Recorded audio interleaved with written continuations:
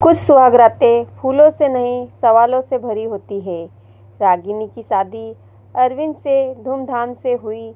वो एक छोटे शहर की साधारण लड़की थी। अरविंद एक बड़ा बिजनेसमैन। शादी के दिन सब कुछ सपना जैसा लगा, लेकिन जब पहली रात आई, कमरे में बैठी रागिनी को अरविंद की बजाय मिला एक खत। खत में सिर्फ एक लाइन थी, जो दिखता है वही सच नहीं होता। सुहागरात से पहले खुद को संभाल लिया। जब कोई आपकी सुहागरात पर ना आए तो शक की शुरुआत वहीं से होती है। अरविंद ने कहा था अभी आता हूँ, लेकिन वो लौटा ही नहीं। रागिनी सारी रात इंतजार करती रही। सुबह जब दरवाज़ा खुला तो बाहर अरविंद के बड़े भाई खड़े थे, आंखों में गुस्सा और हाथ में वो खत। ट्विस्ट। भाई ने कहा, क्या तुमने वो खत पढ़ लिया? अब सब बदलने वाला है। कभी कभी शादी के बाद भी एक नई जिंदगी नहीं, एक नई जांच शुरू होती है। भाई ने उसे दूसरा कमरा दिखाया, जहां एक और दुल्हन की तस्वीर लगी थी। तस्वीर में अरविंद और कोई और लड़की। ये मेरी पहली पत्नी थी।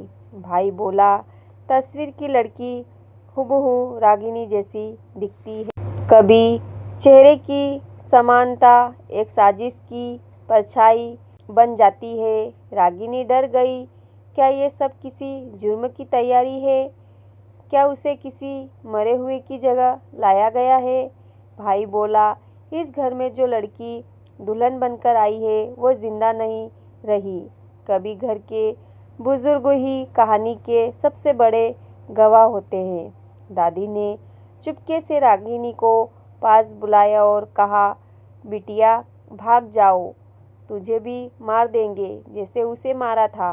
दादी ने चुपके से रागिनी के हाथ में एक पुराना लॉकेट दिया, जिसमें उसकी जुड़वा बहन की तस्वीर थी। कभी कभी अपने ही रिश्ते हमें सबसे ज़्यादा डराते हैं। रागिनी को याद आया, उसकी एक बहन थी जो बचपन में खो गई थी। क्या अरविंद की पहली पत्नी वही थी? पुराने रिकॉर्ड में मिला नाम रिया, जन्म तारीख वही, चेहरा वही।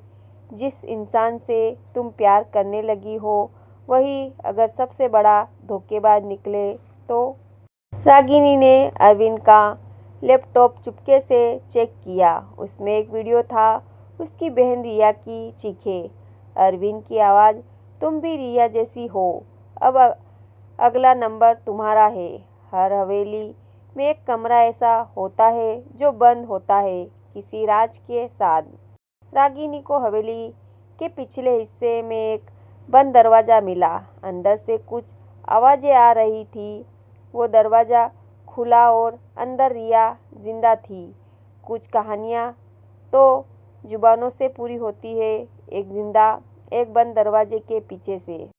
रिया ने बताया, अरविंद ने मुझे यहाँ बंद कर दिया ताकि वो तुम तक पहुँच सके। उसे हमारी विरासत चाहिए। रिया बोली, लेकिन अब हमारी बारी है जवाब देने की।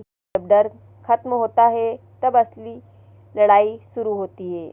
दोनों बहनों ने मिलकर प्लान बनाया, अरविंद और उसके भाई को एक झूठी सुहागरात में फंसाने का। रिया ने अरविंद से नकली प्यार जताकर बुलाया, आज मेरी आखिरी रात है तुम्हारे साथ। जो जाल दूसरों के लिए बिछाया जाता है अक्सर वही शिकार बन जाता है। रिया और रागिनी ने सब रिकॉर्ड किया। अब अरविंद की सारी सच्चाई कैमरे में कैद थी। पुलिस आ चुकी थी और अरविंद की गिरफ्तारी का वारंट हाथ में था। कभी सच्चाई अदालत तक पहुंचने में वक्त लेती है, लेकिन जब पहुंचती है तो इंसाफ जरूर देती है। अदालत में अरविंद और उसके भाई के खिलाफ रिया ने गवाही दी। रागिनी ने सबूत पेश किए। जज का फैसला, उम्र कैद और शाही संपत्ति दो बहनों के नाम। जब डर हटता है तो आसमान और रिश्ते दोनों ओर गहरे लगते हैं। रिया और रागिनी पहली बार खुलकर हंसी। वो घर अब उनका था, प्यार और इज्जत से भरा। दरवाजे पर एक अनजान आदमी आया। मैं हूँ रिया का बचपन का दोस्त। हर कहानी का अंत किसी और कहानी की शुरुआत बनता है। रिया को उसका पुराना प्यार फिर से मिला। रागिनी ने नई नौकरी शुरू की। दोनों ने मिलकर एक एंजॉय शुरू किया। सच्चाई की आवाज़ एंजॉय में पहली बार शिकायत आई एक और लड़की की जो सुहागरात में लापता हो गई थी। हर अधूरी सुहागरात किसी और की कहानी को पूरा कर सकती है। रिया और रागिनी ने मिलकर उस लड़की को बचाया। अब उसकी कहानी सिर्फ दर्द नहीं, उम्मीद बन गई थी। तो दोस्तों, अगर किसी को लगता है कि सुहागरात सिर्फ सजावट और रस्म होती है तो उन्हें ये कहानी ज़रूर सुनानी चाहिए। कभी कभी एक रात पूरी ज़िंदगी बदल सकती है। अगर ये कहानी आपके दिल को छू गई हो तो इसे ज़रूर शेयर कीजिए। मिलते हैं अगली कहानी में। धन्यवाद।